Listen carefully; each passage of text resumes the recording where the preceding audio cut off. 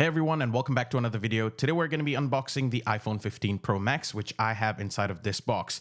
Today's a Saturday and I was really surprised that I got the delivery of this because it was supposed to arrive at my doorstep yesterday. Unfortunately, it didn't, and I was thinking because it's weekend and there are no deliveries on the weekend ever in my 10 years here in Australia, I thought this would be arriving on a Monday.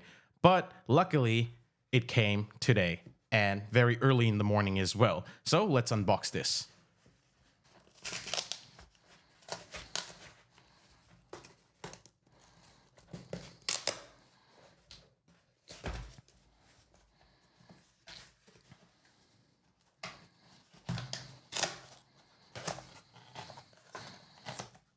Okay, so we've taken the phone outside of the box. There are some paperwork, which we don't need. So I'll toss the cardboard to the side. So here we have the iPhone 15 Pro Max. I got this in the natural titanium colorway. It's 1 terabyte.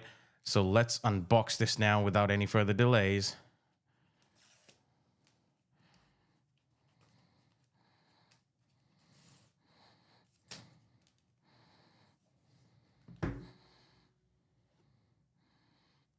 Just look at that color. It looks so nice. Let's take the phone to the side. Ooh, this feels similar to the back of the iPhone 14 Pro Max, but I don't know, just looks very nice. And look at that, the titanium on the side. I think it looks better in the natural titanium colorway. As you can see, the switch is replaced by the action button now. We'll get into the details of the phone in a while. So let's see what else we get in the box. We now have a USB-C to USB-C cable because now Apple no longer has the Lightning port, which I'll show you in the phone later. And you also get the paperwork and the SIM ejector tool. And that's all you get in the box. Okay, now let's come to the phone. And let's peel this off. As you can see here, this phone feels very light. It feels lighter than my iPhone 14 Pro Max. I'm recording with my iPhone 14 Pro Max at the moment, so I can't compare, but it really feels very different, like very premium and very good. And this is the first time I'm getting a lighter color on the iPhone, and I really dig this. I had a look at the Apple event and also the Apple's website once the pre-orders went live, and I just got attracted to the natural titanium color, and I think I made the right choice because I've heard people who have gone with the other colorways, the fingerprint on the rails of the titanium here is very visible, but at least in the natural titanium, it's not as visible. So it looks kind of good. I'll obviously put a case on it to protect it well, so I'm not going to be able to appreciate the natural titanium or the color that much, but at least this looks good. And the main change this year is right here, USB-C. Previously, it was Lightning, but because of the EU mandate, Apple had no choice but to use USB-C.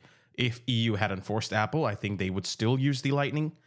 But now you get USB-C cable in the box, and it's very simple. You just plug it in and that's it. Now you can use one cable to charge pretty much everything that you have. Your AirPods, because the case is also now updated. Your laptop can also be charged with USB-C, and your phone can also now be charged with USB-C. Apple had been using USB-C on the iPads, but now it's come to the iPhone as well. So that's a plus. Now, if you want to, you can just take one cable on your backpack on your trips and charge pretty much all your devices, which is quite good. Let's power it on for the first time. There you go, the Apple logo. And it's powered on. And there's quite a bit of battery there. I don't know, this phone definitely feels different in the hand. It feels much more easy and comfortable. Obviously, because of the rounded edges, it's much more rounded than the iPhone 14 lineup. So that's kind of good. And just because of the aluminum, it just feels so light compared to my iPhone 14 Pro Max, because I carry the iPhone 14 Pro Max on a daily basis. and I can definitely feel the difference. The camera also has had some bumps, and I'll talk about that in my future video. But yeah, the unboxing experience for this is very similar to every other iPhone. But this one, as soon as I took it out of the box, it just felt so light and so different to me. I really can't wait to try the camera and how this actually feels on day-to-day use. Hopefully the battery is going to be much more better than the iPhone 14 Pro Max. Let's see how the experience with USB-C is going to be like.